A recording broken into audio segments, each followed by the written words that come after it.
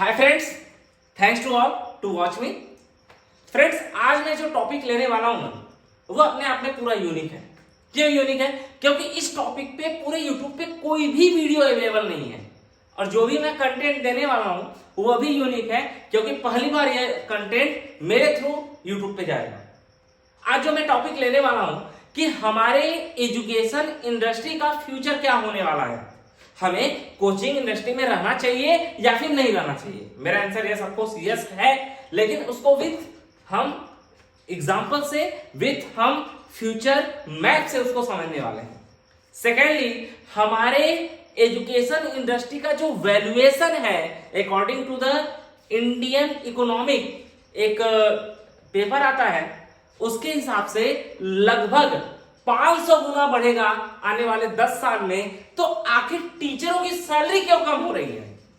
अगर मैं 2015 की बात करता हूं तो उस समय एक एवरेज सैलरी 50 लाख 60 लाख रुपए सालाना पहुंचता था। 2015 से 2025 आते आते महंगाई बढ़ा है, लेकिन फिर भी टीचर की सैलरी घटी है। What is the reason? Even जब मैंने अपनी कैरियर शुरू की थी इस फील्ड में, तो मैं जीरो जानता था, उसके बावजूद मेरी जो स्टार्टिंग सैलरी है that is 50,000 in this industry. और मैं खुद जो आज के डेट में मेरे लेवल पे नॉलेज है जिनका, उनको भेज रहा हूं तो वो 25,000 या इवन 30,000 पे जाते हैं विद एकोमोडेशन एंड फूड। सो इसका रीजन क्या है? इसके साथ साथ आप अपनी सैलरी उन चुनिंदा लोगों में कैसे कर सकते हो जिनकी सैलरी इन फ्यूचर आज के 10 साल 15 साल बाद 1 करोड़ होगी, क्योंकि 1 करोड़ सैलरी वाले टीचर आज के 10 साल बाद रेयरेस्ट होंगे, गिनती के होंगे, इवन आज भी हैं लेकिन आज से भी कम होंगे। इसके साथ साथ if you are in education field, specially in coaching field, तो टीचिंग के साथ साथ आप क्या और कर सकते हैं कि आप 50 ईयर के बाद आपको प्रॉब्लम ना है।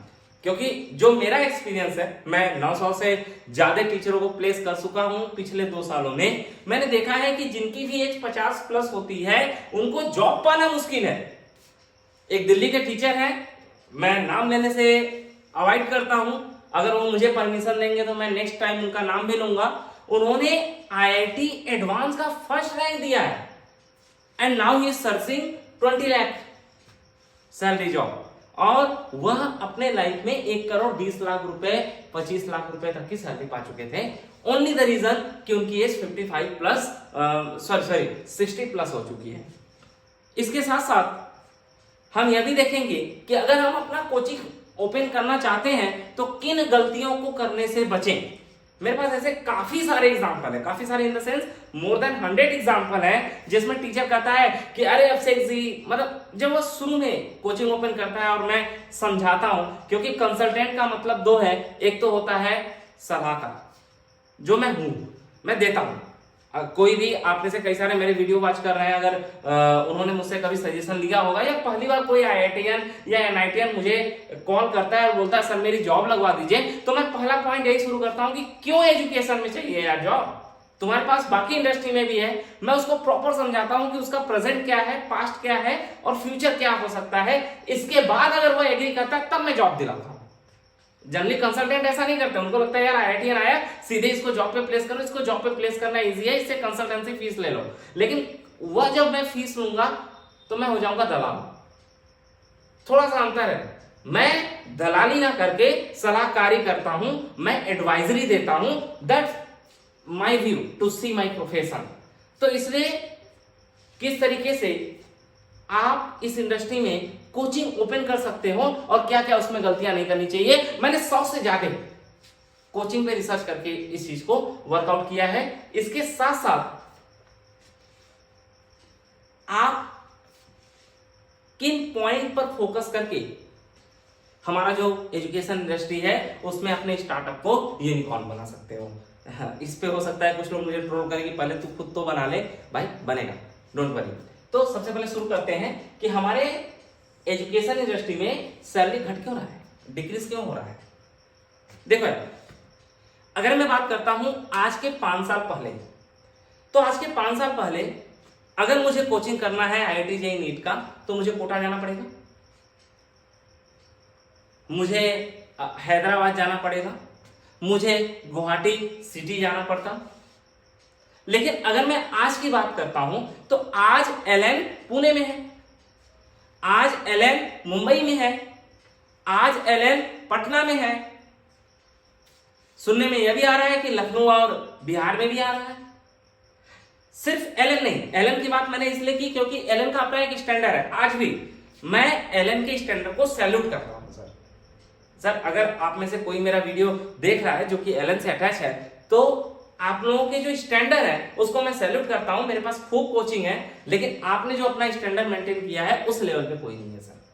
1988 से आप लोगों की शुरुआत रही है, 7 बच्चों से आप लोगों ने शुरू किया है। हम लोग ये भी देखने वाले हैं कि कोचिंग ओपन करने के लिए पैसे की रिक्वायरमेंट नहीं होती। उसमें मैं LN का पूरा हिस्ट्री कवर करूंगा, जिसमें मैं बताऊंगा कि 1988 में इन्होंने अपना कोचिंग स्टार्ट किया, 7 बच्चों से कोचिंग स्टार्ट किया। आज के डेट में 12,000 करोड़ से ज्यादा इनकी कंपनी वैल्यूएशन है।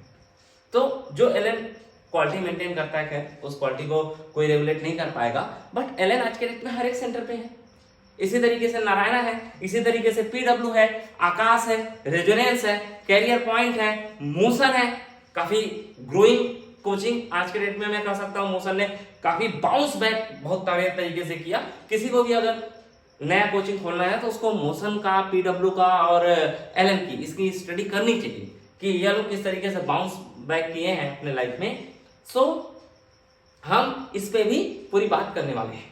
ठीक है, शुरू करते हैं। तो हमने कहा कि जो भी LN है, नारायणा है, रेजोनेंस है, बंसल है, ये सब हर एक सिटी में अवेलेबल होने लगे।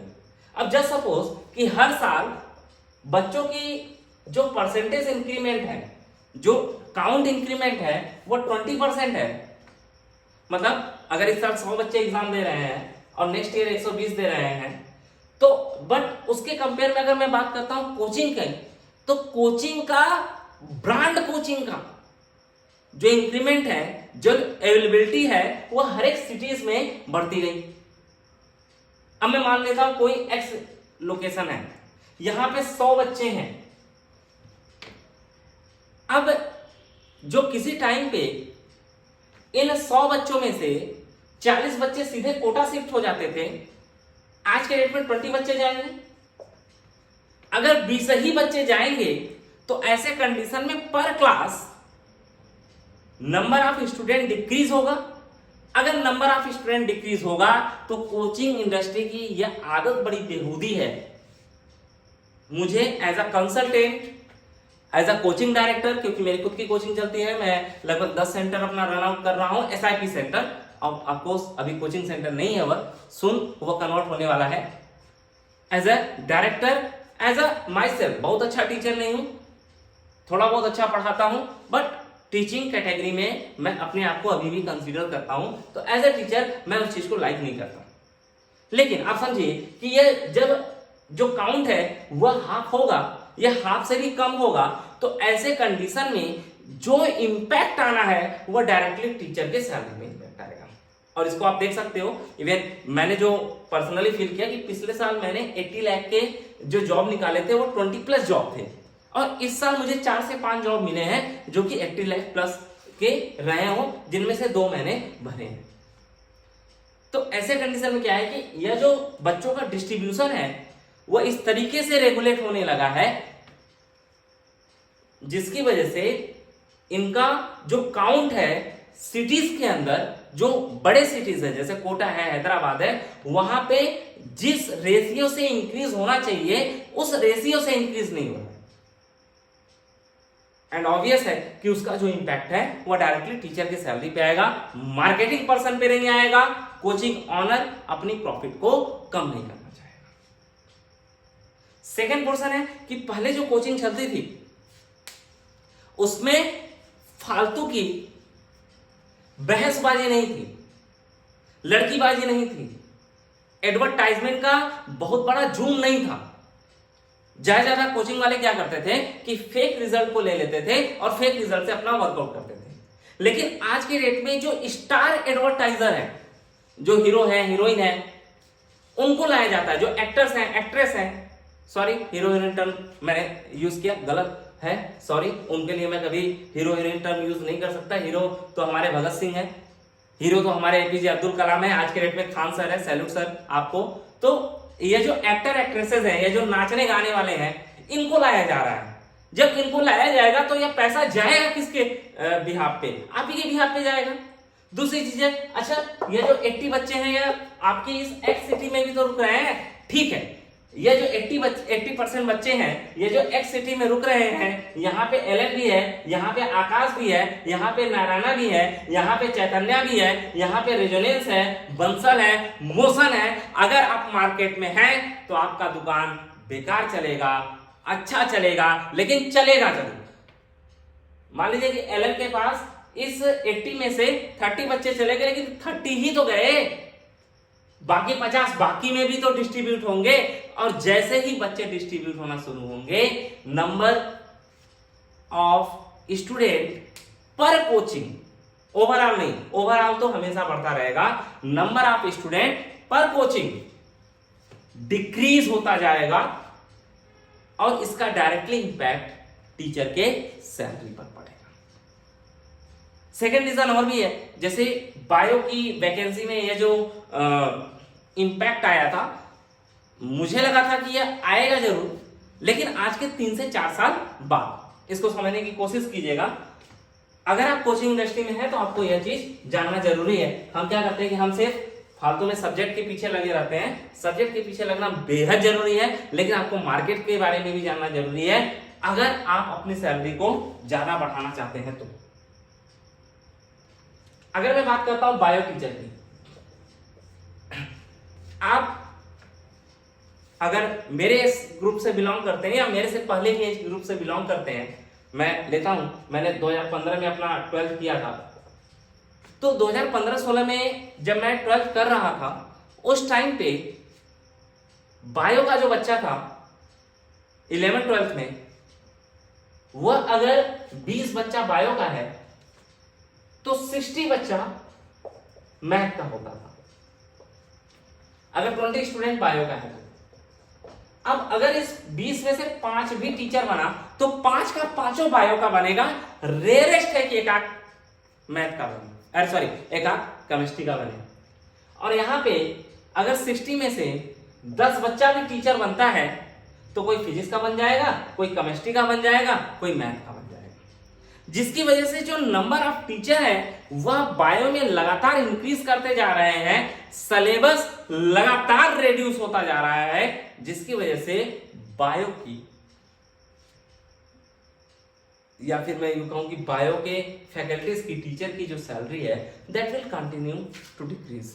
और इसका हाल मैथ से भी बुरा होगा आने वाले 2 से 3 साल के अंदर। दैट्स माई फ्यूचर थिंकिंग, या फिर आप कह सकते हो भविष्यवाणी है मेरी, कि आने वाले टाइम पे कंफर्म है कि बायो की सैलरी डिक्रीज होगी, क्योंकि अच्छा टीचर कम पैकेज पे यहां पे आना शुरू हो जा रहा है। इसके अलावा अगर मैं बात करूं कि हम अपनी सैलरी को बढ़ाएं कैसे, आप तो डरा ज्यादा रहे हो, ये बताओ कि ओवरऑल बढ़ाएं कैसे। देखो यार, अगर आपको सैलरी को बढ़ाना है तो ऐसे कंडीशन में बियॉन्ड एथिक्स आपको काम करना पड़ेगा, अपने एथिक्स से हट के, और उसको प्रॉपर प्लान आउट करना पड़ेगा। मैं कई सारे टीचरों से बात करता हूं, खैर अभी मेरी बात करने की जो फ्रीक्वेंसी है वो थोड़ी कम हो चुकी है, because I am being engage in my project and other things, और मैंने अपने कुछ बंदे रखे हुए हैं जो टीचर से बात कर रहे हैं। फिर भी जितने से मैं बात कर रहा हूं या जो मेरा पास्ट रहा है, उसमें मैंने देखा कि टीचर के पास कोई फ्यूचर थिंकिंग नहीं है। इनकी फ्यूचर थिंकिंग क्या होती है टीचर की? सर आज 5 लाख रुपए पा रहे हैं, मुझे 8 लाख का जॉब दिला दीजिए। सर आज 8 लाख रुपए पा रहे हैं, मुझे 12 लाख का जॉब दिला दीजिए।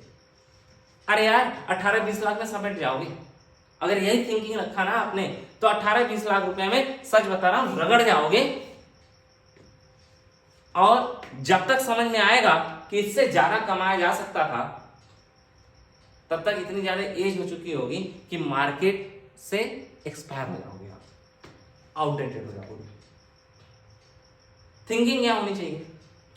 अगेन मैं बोल रहा हूं, अगर कोई स्टूडेंट देख रहा है तो बेटा ये वीडियो आपके लिए नहीं है, मत देखिए। फिर भी अगर आप देख रहे हैं तो आज आप स्टूडेंट हैं, कल आप यहाँ पे खड़े होंगे, तो दैट इज समथिंग जो एथिक्स से अलग है। आपको क्या करना पड़ेगा, हर 4 से 5 महीने पे जॉब चेंज करना पड़ेगा। आप 5 लाख पा रहे हो, 5वें मंथ में बैंक स्टेटमेंट लेकर जॉब 7 लाख पे चेंज कर दो। फिर 4 से 5 महीने में बैंक स्टेटमेंट लेकर जॉब को चेंज कर दो। तो 5 लाख से एक ही साल के अंदर अगर आपने 3 बार जंप किया तो 5 से 7, 7 से 10, 10 से 12। फिर नेक्स्ट ईयर क्या करो, अब आप रेज्यूम अपना कैसे बनाओगे, यह मत बनाओ कि सर मैंने 3 महीने एक्स कोचिंग में, 3 महीने वाई कोचिंग में और 3 महीने जेड कोचिंग में काम किया। बिल्कुल बनाने की जरूरत नहीं है। ऐसे ही मान लो आपका 2 साल का एक्सपीरियंस है, इस 2 साल के एक्सपीरियंस में आपने 5 कोचिंग को जंप किया है, तो जो सबसे पहला कोचिंग था और जो सबसे आखिरी कोचिंग है, पहले कोचिंग में अपना एक्सपीरियंस दिखा दो 2 साल और आखिरी 3 साल अपना दिखा दो जो लास्ट कोचिंग है। यार सामने वाला कितना भी बड़ा कोचिंग है वो आपसे सिर्फ एक ही चीज मांगता है कि भाई अपना बैंक स्टेटमेंट दे दो, लास्ट 3 महीने का बहुत ज्यादा करेगा, 4-5 महीने का मांग लेगा, 5 महीने का दे दो। वह कोई वेरिफिकेशन नहीं करने जाएगा कि आप वहां पे 2 साल काम किए या 2000 साल काम किए। दैट इज द मेथड कि आप किस तरीके से सैलरी को अपने लगातार इंक्रीज कर सकते हो। और ऐसा कब तक करो, ऐसा अगर आप टीचिंग अपना 25 साल की एज में शुरू करते हो। खैर मैंने इस एज में अपनी टीचिंग खत्म कर दी थी, I just left the job. मैं जॉब से तंग आ गया, मैंने कहा नहीं प्रभु अब मैं जॉब नहीं कर पाऊंगा, फिलहाल मैं घर पे हूँ, काफी खुश हूँ। This is the first winter at my home after 12 year, मतलब 12 साल बाद। मैं जब क्लास 8 में था उसके बाद ये पहला विंटर है जब मैं अपने घर पे रह रहा हूँ। मैंने पूरा सेशन देखा, एकादशी और दिवाली और बाकी फेस्टिवल, काफी मजा आता है फैमिली के साथ, काफी एंजॉयमेंट होती है। बट फिर भी अगर आप 25 ईयर के एज में अपनी जॉब को शुरू करते हो तो कोशिश करोगे 30 साल तक जाते जाते 5 साल में कम से कम 9 कोचिंग बदल दो, 9 से 10, मतलब कम से कम 10 कोचिंग। जब 10 कोचिंग चेंज करोगे तो ऐसे कंडीशन में आपकी जो सैलरी हो जाएगी वो हो जाएगी 30 लाख। अब 30 साल की एज में डायरेक्ट क्या यहाँ पे ब्रांच ज्वाइन करना है, बिल्कुल मत करना, बिल्कुल भी मत करना। कारपोरेट तो भूल के भी मत करना, इस एज तक कारपोरेट ज्वाइन मत कर लेना, क्योंकि कारपोरेट इंक्रीमेंट बहुत कम देता है और उसका सिस्टम ऐसा है कि आप 3-4 महीने बाद जॉब छोड़ के जाओगे तो फिर वापस लौट नहीं पाओगे, जनरली काफी उसमें मेहनत लग जाता है। आप दूसरा चीज क्या करो कि 30 लाख पे जॉब पे पहुंचो, इसके बाद आप किसी कारपोरेट में अप्लाई करो। मेरा प्रेफरेंस आप मानोगे तो only one preference, that is the LM. इसके अलावा काफी सारे प्रेफरेंस है, मोशन भी हो सकता है, पीडब्ल्यू भी हो सकता है। इसके अलावा आपके मार्केट में चैतन्य है, नारायणा है, काफी सारे ऑप्शंस हैं। बट अगर आप नॉर्थ साइड से बिलोंग करते हो तो your first preference should be Allen, नहीं तो चैतन्य नारायणा भी अच्छे ब्रांड है even in compare to the Allen. आप उसमें मूव आउट कर जाओ 30 से 35 लाख पे। Now definitely your salary will go towards the 50 lakh. हम मिस्टेक क्या करते हैं, सर बच्चों का सिलेबस, अरे बच्चों का सिलेबस सोचने की टेंशन आपको नहीं है। आप उतने दिन तक ईमानदारी से काम कीजिए जितने दिन तक उस कोचिंग के अंदर हैं। मैंने पहले ही बोल दिया, you have to go beyond your ethics. Reality और रील में अंतर होता है, डिफरेंस होता है। I always follow reality. आप में से बहुत सारे लोग मुझसे बात करते हैं तो उनको पता होगा, I just follow the reality. मैं कभी भी रील को फॉलो नहीं करता, रियलिस्टिक चीजों को ही फॉलो करता हूं।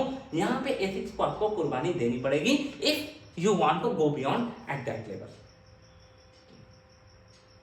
इसके साथ साथ आपको कुछ पोर्शन पे और ध्यान देना है। अगर मैंने कहा ना एथिक्स को आपको कंप्रोमाइज करना पड़ेगा।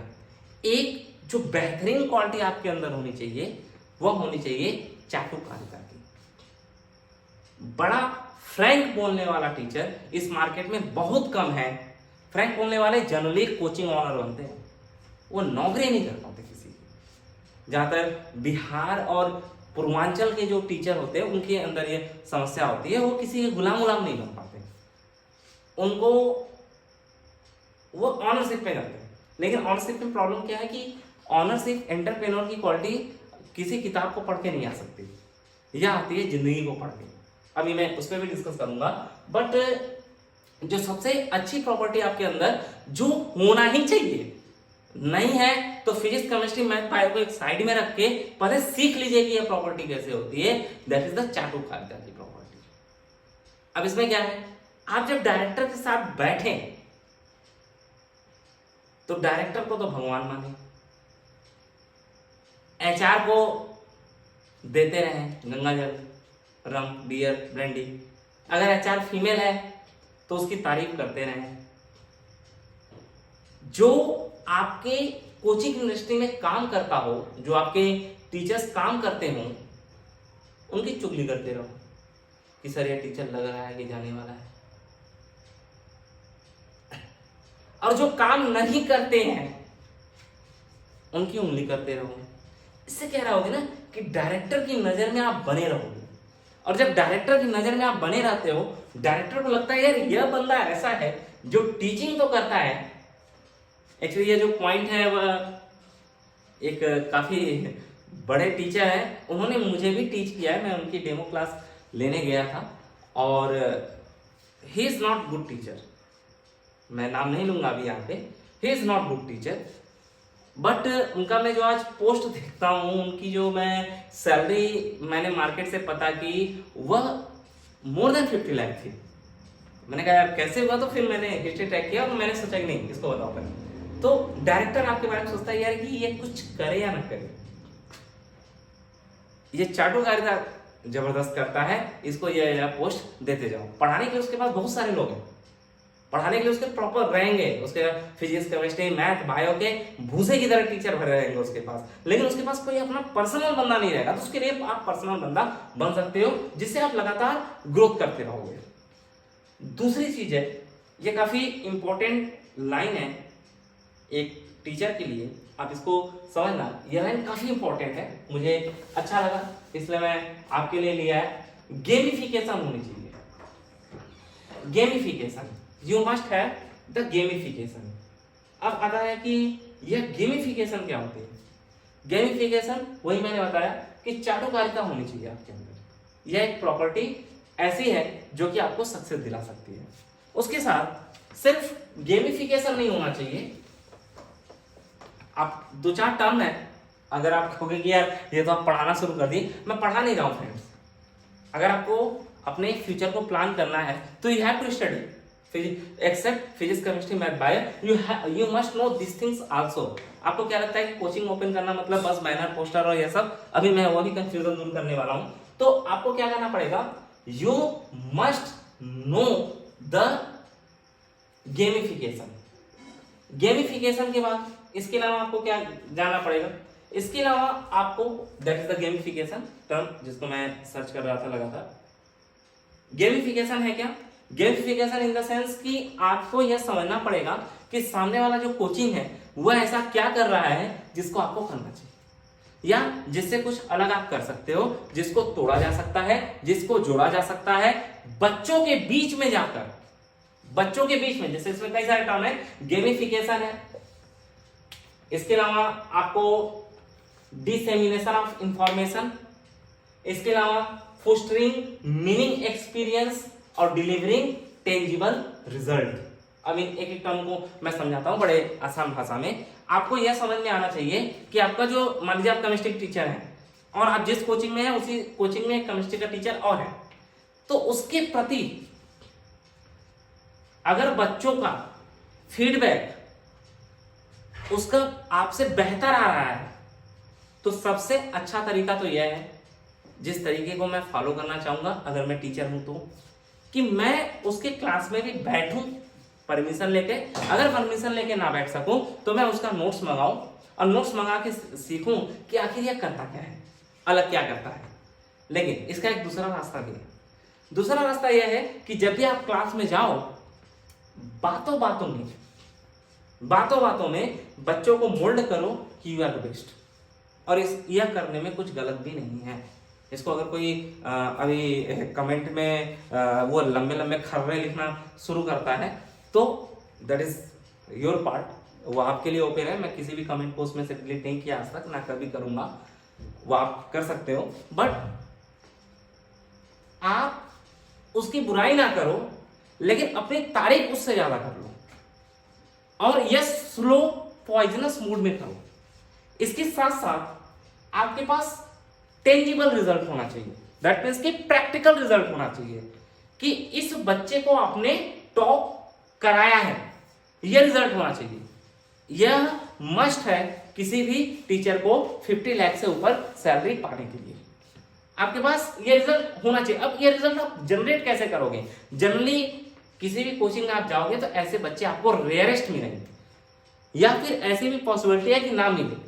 अगर गलती से ऐसा कोई बच्चा मिल गया तो उसको ऑनलाइन सेक्शन में अलग से 1-2 घंटे दो, और देने के बाद उससे रिजल्ट निकाल के दो। यह आपको करना पड़ेगा। जितने भी ऐसे टीचर जो कि 50 लाख, मैं आपको बताता हूं कि टीचरों का रेंज जो 30,000 जो टीचरों का रेंज होता है, यह टीचर डेमो के बेस पे जाता है 30 to 50 आप मान लो, इसका कोई रिटर्न नहीं होता। और जिस टीचर को 30 लाख प्लस जाना होता है, याद रखना फ्रेंड, इनका भी कोई रिटर्न नहीं होता। मैंने अपने लाइफ में अभी 10-15 दिन पहले एक टीचर का 70 लाख में 70 to 80 लाख में कराया। काफी रॉयल है सर, आपने मेरी कंसल्टेंसी फीस एडवांस में मुझे दिया है, थैंक्स टू यू। इनका मैंने कराया है साउथ में, तो इनका रेज्यूम गया। रेज्यूम में जाने के बाद मैंने कहा सर, एचआर से पूछा मैंने, सर रिटर्न? बोले यार 30 लाख से ऊपर वाले टीचरों का रिटर्न नहीं होता। ये आते हैं क्लास में, डेमो देते हैं अपना, इनके प्रीवियस रिकॉर्ड चेक होते हैं कि इन्होंने कौन कौन सी रैंकिंग दी, इनका एज देखा जाता है कि इनकी एज 50 से कम है कि नहीं, एंड इनको डायरेक्टली ज्वाइनिंग दिया जाता है विथ एडवांस पेमेंट। याद रखिएगा फ्रेंड, विथ एडवांस पेमेंट। तो आपको चाटुकारिता तो करनी है, आपको डायरेक्टर को यह बताना है कि यह बंदा काम कर रहा है या बंदा नहीं कर रहा है, और जो अच्छा काम कर रहा है उसकी आपको गलती तो निकालनी है, लेकिन उसके साथ साथ रिजल्ट भी मेंटेन करना है, बच्चों को अपना फैन बना के रखना है। मैंने एक ग्रुप है, बैंड इंस्टीट्यूट करके कुछ ग्रुप था, उसमें मैंने देखा था कि टीचर लिख रहे हैं कि अरे महाराष्ट्र के बच्चे फलाना होते हैं, ढकाना होते हैं, उनको कुछ पढ़ने नहीं आता, ये नहीं आता, वो नहीं आता, अपना फ्यूचर आप वहां से नहीं शुरू करो। अरे यार, इसीलिए तो आपको भेजा गया है। अगर बच्चे को पढ़ने ही आता तो आपको भेजा क्यों जाता? जस्ट डोंट डिसाइड कि आपको कैसा बच्चा चाहिए, बच्चा वैसा ही मिलेगा जैसा आपको मिल रहा है। और एक बड़ा मेरे अंदर भी कंफ्यूजन था कि महाराष्ट्र के बच्चे कमजोर होते हैं और यूपी बिहार के बच्चे बहुत अच्छे होते हैं। नहीं, यूपी में भी मैं क्लास ले रहा हूँ, मैं देख रहा हूँ कि एवरेज नॉर्मल होते हैं, हर जगह बच्चे मिक्सअप होते हैं। कुछ बच्चे बहुत तेज मिलेंगे और कुछ बच्चे बिलो एवरेज मिलेंगे। यूपी बिहार में थोड़ा बच्चे जो होते हैं वो मेहनती होते हैं, अगर वो कमजोर भी है तो वो मेहनती होते हैं। तो बच्चों के सिस्टम पे आप मत जाओ कि बच्चा कैसा है कैसा नहीं है। आप उनमें से कोई एक क्रीम बच्चा छाट लो, उसको अलग से पढ़ाना पड़े अलग से पढ़ाओ। क्योंकि मैंने देखा है कि टीचर, नहीं सर मैं 1 घंटा ऑनलाइन पढ़ाऊंगा तो पैसा लूंगा। अरे यार, तुम फिर ऐसे भिखारी मरोगे। अगर कोई बच्चा ऐसा देख गया जो कि तुम्हें रिजल्ट दे सकता हो तो उससे एक लीगल एग्रीमेंट करो कि बेटा मैं तुम्हारा रिजल्ट निकाल के दूंगा, लेकिन यू विल हैव टू से माय नेम। आपको मेरा नाम लेना पड़ेगा, उसका मोबाइल नंबर ले लो, उसका पेरेंट्स का नंबर ले लो, उसको अलग से पढ़ाओ अलग से। तो चाटिकारता तो करो लेकिन उसको अलग से पढ़ाओ भी। मैं फिर से कंक्लूजन में पार्ट बोल दे रहा हूं। सबसे पहले अगर आप 25 की एज में शुरू कर रहे हो तो ऐसे कंडीशन में हर 3 से 5 महीने के बीच में अपने कोचिंग को चेंज करने की कोशिश करो और अपने सैलरी को इंक्रीज करने की कोशिश करो। जिन 5 महीने के लिए तुम कोचिंग के पास होना, उस 5 महीने में उसको 1 साल बराबर पढ़ा के दिखाना, ताकि कोचिंग से जब हटो तो कोचिंग भी तुम्हारी रिस्पेक्ट करे। जब भी कोचिंग के पास कॉल जाए तुम्हारे लिए कि भाई ये फलाना टीचर कैसा था, तो कोचिंग का भाई टीचर बड़ा बेस्ट था, लेकिन वो 4 महीने के अंदर ही चला गया, बड़ा इस टाइप से। बट वो तुम्हारी रेस्पेक्ट करना चाहिए, डायरेक्टर तुम्हारी रेस्पेक्ट करना चाहिए। दूसरा सेक्शन है कि रिजल्ट पे ध्यान दो। अगर कोई बच्चा ऐसा दिखता है जो कि जिसको फ्री में पढ़ाना पड़े, जिसको ऑनलाइन आपको अलग से आपके 8 घंटे की ड्यूटी के बाद फिर से अलग से ड्यूटी करना पड़े, तो ऐसे कंडीशन में भी उस बच्चे को पिकअप करो और उसका रिजल्ट दो, ताकि उस रिजल्ट को अपने रिज्यूम में मेंशन कर सको। 30 साल के पहले मैक्सिमम 32 साल तक जाते जाते अपने सैलरी को 25 लाख प्लस कर लो, ताकि कारपोरेट में एंट्री आपको मिल सके। And do more work and take the liabilities of the work what decided for you. जो भी काम आपके लिए डिसाइड किया गया है उसके अलावा भी दूसरे काम लो और उसकी लाइबिलिटीज अपने आप सेट करो, ताकि कंपनी के नजरों में आ सको। एंड द लास्ट पॉइंट, काम करो या ना करो, काम का डिस्कशन जरूर करो। जैसे आप कोचिंग में पहुंचे, मस्त रात को 10 घंटे सोकर, डायरेक्टर की बोर्ड मीटिंग हुई, अरे सर बच्चे कैसे पढ़ेंगे इस बारे में मैं रात भर सोच रहा था, और आप रात भर बैठ के पाताल लोक देख रहे हैं। तो रात को आपने पाताल लोक देखा या नहीं देखा, या कि कोई नहीं देखने आएगा, लेकिन आप कोचिंग के अंदर यह दिखाओ कि नहीं, you are the serious for the coaching and you can give 24 hour for the coaching. आप 24 घंटे देना नहीं है, यह गलती मत करना, 8 घंटे के बाद अपनी फैमिली को देना, लेकिन यू हैव टू शो कि आप दे सकते हो। दूसरे के काम में ऊपर नीचे करना शुरू करो और दूसरे के काम से अपना खुद का क्रेडिट लेना शुरू करो। इस तरीके से आपकी salary no doubt sir 50 lakh 60 lakh से ऊपर हो जाएगी। इसका एक और तरीका है, एक तरीका यह है कि आप यूट्यूब को स्टार्ट करो, लेकिन यूट्यूब का जो स्टार्टिंग है ना, ये कम से कम 3 से 4 साल लेगा आपका। यूट्यूब को स्टार्ट करो या फिर कहीं एक लोकल कोचिंग डालो अपना, इतना ज्यादा फेमस हो जाओ कि एलन आकाश को खुद आपके घर चल के आना पड़े कि सर आप इतना लीजिए, इतना करोड़, और मेरे कोचिंग में असाइन कर दीजिए। इसके अलावा एक पार्ट और मैं कहना चाहूंगा, आप जैसा कि हेडिंग देख पा रहे हैं कि what a teacher should do beside teaching. Teaching अलावा भी टीचर को क्या करना चाहिए, एक पार्ट समझना है। मान लो कोई XYZ कोचिंग था, आपने अपना सर्वत इस कोचिंग को दे दिया। जल्दी ऐसे में मतलब ऐसे क्या 70-80% टीचर ऐसे ही होते हैं, वो बिना फ्यूचर का सोचे कुछ ज्यादा ईमानदारी से करते हैं। तो सर्वस आपने इस XYZ कोचिंग को दे दिया। जब आप पहुंचे थे तो इस कोचिंग में 5 बच्चे हुआ करते थे, आप 10 साल 20 साल इस कोचिंग में काम किए और आज के डेट में 5000 बच्चे हो गए। इसके बदले ये आपको सैलरी देगा। जिस दिन आप 55 के होंगे ना सर, उस दिन, क्योंकि आपके 55 होते होते 10-15 साल लगेगा, उसमें यहाँ उस टाइम तक यहाँ से जनरेशन चेंज होगा। इसका जो ऑनर है वो ऑनरशिप इससे इसके बेटे की तरफ ट्रांसफर होगा। इवन नहीं भी हुआ तो इसका डायरेक्टर क्या सोचेगा जानते हैं? सोचेगा कि यार ये जो टीचर है इसने 5 से 5000 बच्चा किया, तो 5000 से 5 बच्चा भी कर सकता है, तुरंत निकालो इसको। इस पॉइंट पे आपका कभी ध्यान जाता नहीं है। मैंने पहले प्रोजेक्ट में इस चीज को बियर किया है। वो तुरंत सोचेगा, मैं कोचिंग में था महाराष्ट्र के, मेरा मार्केटिंग स्ट्रेटजी काफी अलग रहा है एंड थैंक्स उस कोचिंग का भी कि उसकी वजह से मैं आगे भी बढ़ा। मैं 2 कोचिंगों की वजह से काफ़ी आगे बढ़ा। एक तो जम्मू पूंछ का था, वहाँ पे मैंने कंसल्टेंसी सीखा और कोचिंग मैनेजमेंट सीखा, मैं आगे से बढ़ के अपना काम करता था। दूसरा एक महाराष्ट्र की कोचिंग थी, वहाँ पे मैंने उनके पास जब गया था तो 20 स्टूडेंट थे। 3 महीने के अंदर मैंने 200 स्टूडेंट किए। चौथे महीने उन्होंने मुझे नोटिस पकड़ा दी कि इस सिटी में कहीं तुम दिखे ना तो तुम्हें गोली मार देंगे। ये मेरे साथ रियल इंसिडेंट हुआ था। हाँ, उन्होंने मुझे 20 लाख रुपये देके विदाई कर दी कि सर 6 महीने तक इस सिटी में आप कहीं नहीं दिखेंगे और इस सिटी में आप आने वाले 4 साल तक जॉब नहीं करेंगे। तो यह भी मत करना भाई। अगर ऐसा होता है तो आप समझ लो कि 5000 बच्चे हो गए ना, ये आपको निकाल देगा,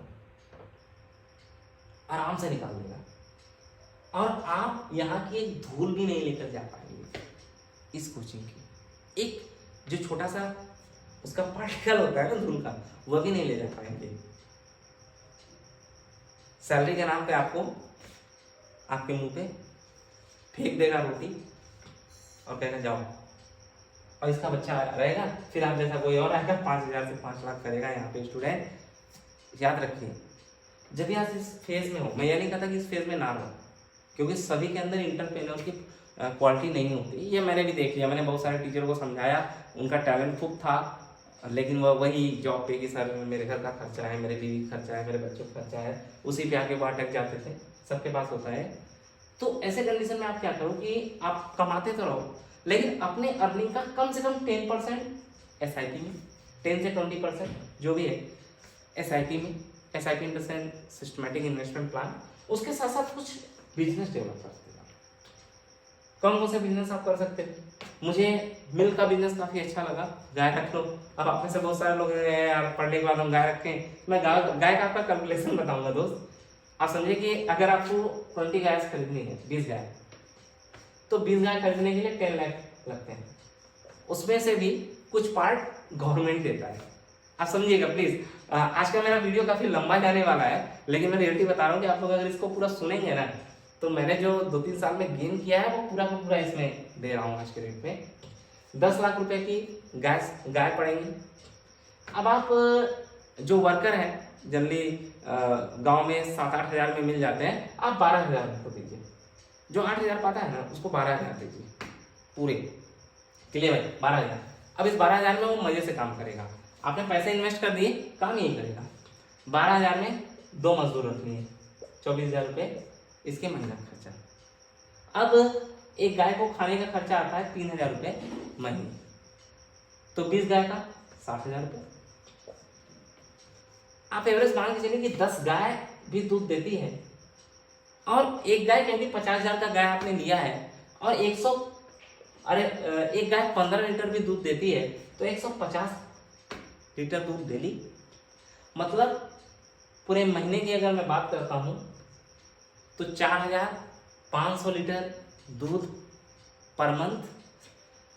अमूल या बहुत सारे ऐसे हैं जो कि ये मिल्क डायरेक्टली पिकअप कर लेते हैं, वह एवरेज 40 रुपए देते हैं। तो आप इसका कैलकुलेशन कभी करके देखिएगा। 5 चौके 20 और 4 चौके 16, 17, 18, 1,80,000 आएगा डियर फ्रेंड्स। 1 लाख में आपका पूरा काम हो जाएगा, और 80,000 रुपये आपको मंथली सेविंग होगी। इन्वेस्टमेंट कितना किया था? 15 से 18 लाख रुपए।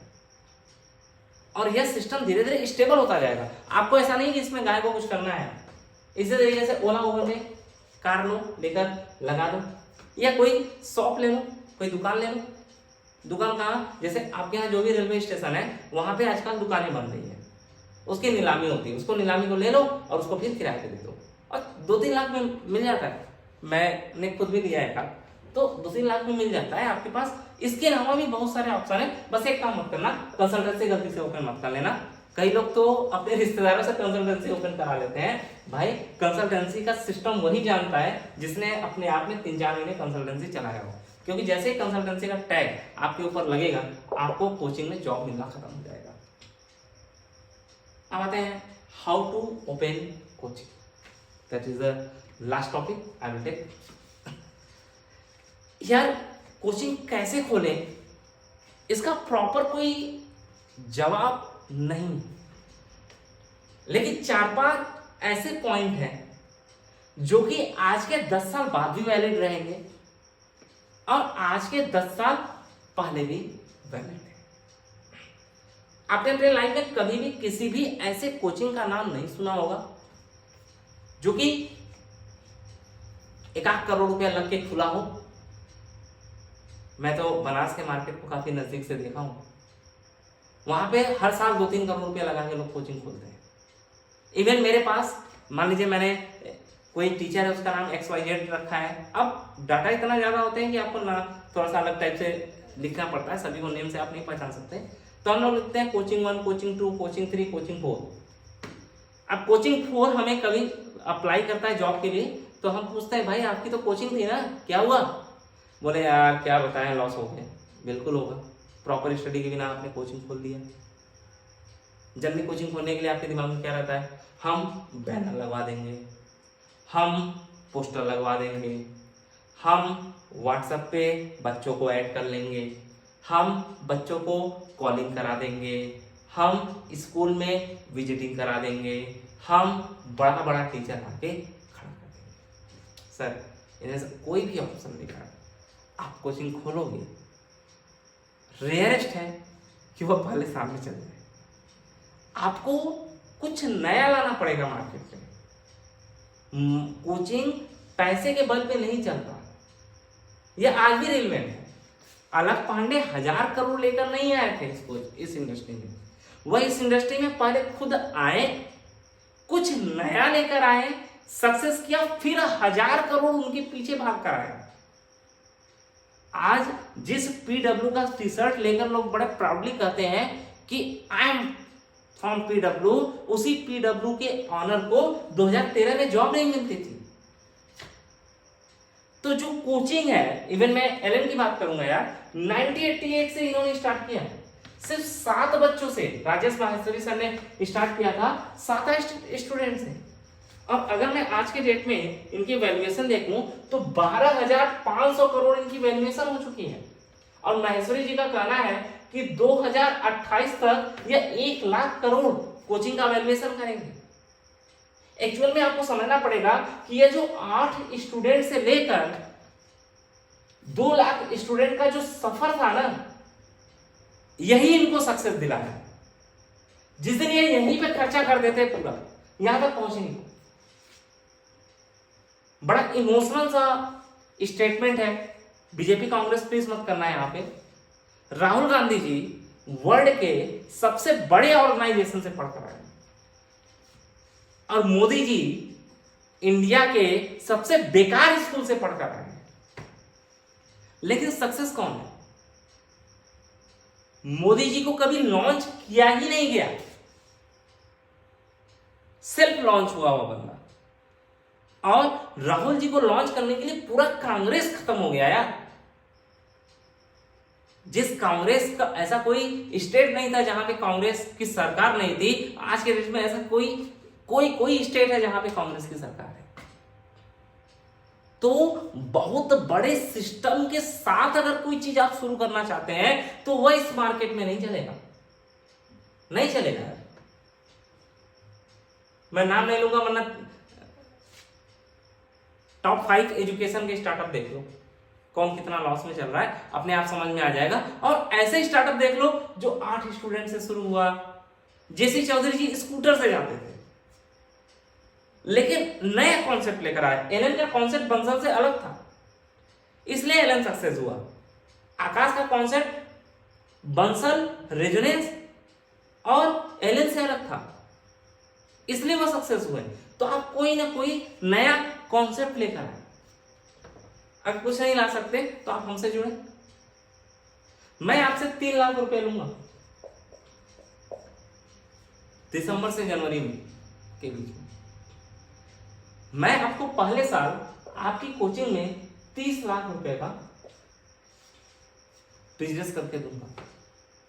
आप जॉब पे रहिए, आपका बिजनेस यहां पे चलता रहेगा। बस इंफ्रा का पैसा आपको देना है अपने सिटी के अंदर। दूसरे साल मैं आपको 1 CR का टर्नओवर करके दूंगा। पहले ही साल 3 लाख रुपए आपका खर्चा होगा, इंफ्रा का जो भी खर्चा हो, टीचर की सैलरी वगैरह सब यहीं से निकाल के दूंगा और रिजल्ट भी निकाल के दूंगा।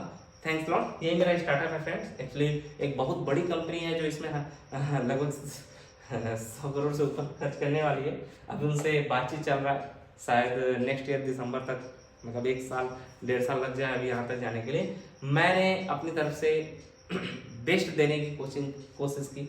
इसमें कई सारी बातें as a teacher, as a emotion आपको बुरी लगी होगी, उसके लिए मैं अपने तहे दिल से आपसे माफ़ी मांगना चाहूँगा। बट मुझे जो लगा, जैसा लगा, मैंने बिना चाटू खरीदा करते हुए, जबकि जो वो काफ़ी इंपॉर्टेंट है, मैंने आपसे कर दी। बाकी आप इस वीडियो को शेयर करना चाहें तो शेयर कर सकते हैं। Thank you.